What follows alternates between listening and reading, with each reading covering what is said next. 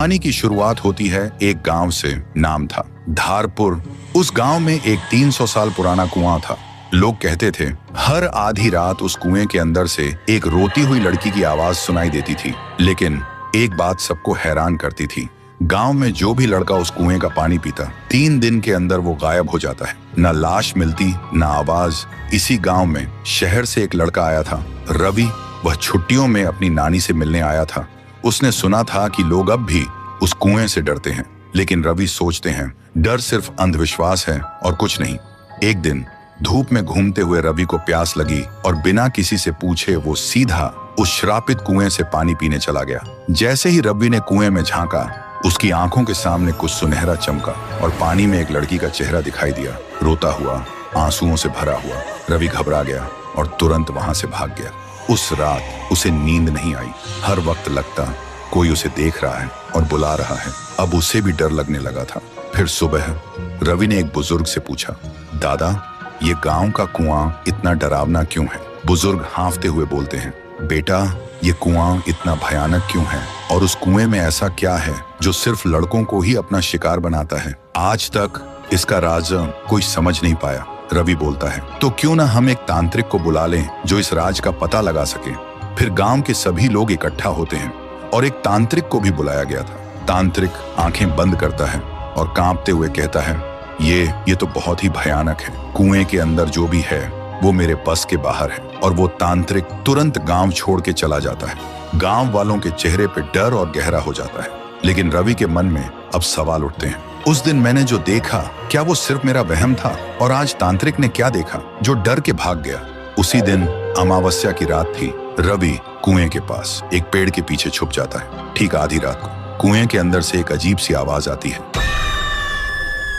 और तभी कुएं के अंदर से एक लड़की बाहर निकलती है। वो डरावनी थी, लेकिन उसकी आंखों में सिर्फ दर्द था। थोड़ी देर बाद एक लड़का बाइक लेकर गांव से गुजरता है। वो लड़की अचानक उसके सामने आ जाती है। लड़का तुरंत ब्रेक लगाता है, लेकिन कुछ ही पल में वो उसे गायब कर देती है। ये सब देखने के बाद रवि ने फैसला किया, मैं जान के रहूंगा उस लड़की का राज।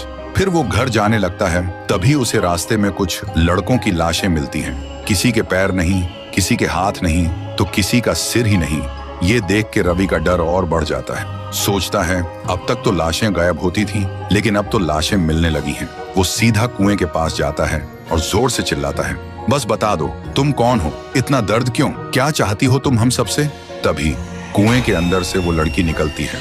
आंखों में आग लेकर बोलती है, तू यहाँ क्यों आया है? क्यों जानना चाहता है सब कुछ? ये मेरी लड़ाई है, तू बीच में मत आ। और वो लड़की वापस कुएं में चली जाती है। रवि सोचता है इसके साथ जरूर कुछ बहुत बुरा हुआ है। अगली सुबह रवि गांव वालों को इकट्ठा करता है और बोलते हैं, अगर किसी को कुछ पता है तो अब बता दो, वरना इस बार कुछ ज्यादा ही भयानक हो सकता है। गांव वाले रोते हुए कहते हैं, उसके बारे में हमें कुछ नहीं पता। फिर रात होती है और इस बार वो लड़की सीधा लोगों के घर में घुस जाती है, लड़कों को मारने के लिए।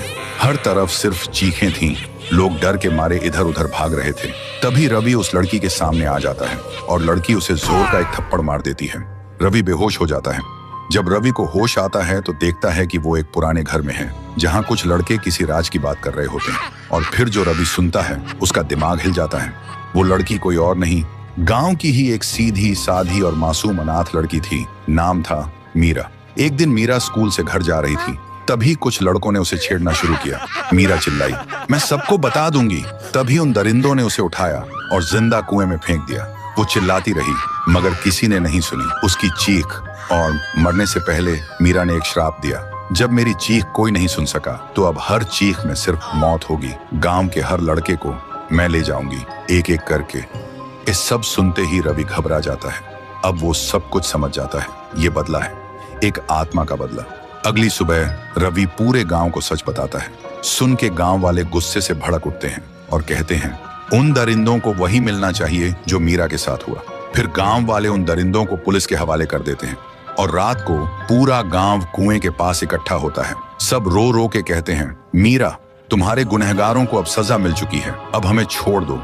जो तुम्हारे साथ हुआ उसका हमें अफसोस है। तभी कुएं के अंदर से एक रोशनी चमकती है और एक ही पल में वो रोशनी आसमान की तरफ उड़ जाती है। तब से गांव के लोग सुकून से जी रहे थे। रात में बिना डरे आसमान में तारे देख पाते थे और हर साल गांव का हर इंसान मीरा के नाम का दिया जलाते थे उस कुएं के पास। तो दोस्तों, अगर तुम एक अच्छे इंसान हो और तुमने मीरा के दर्द को दिल से महसूस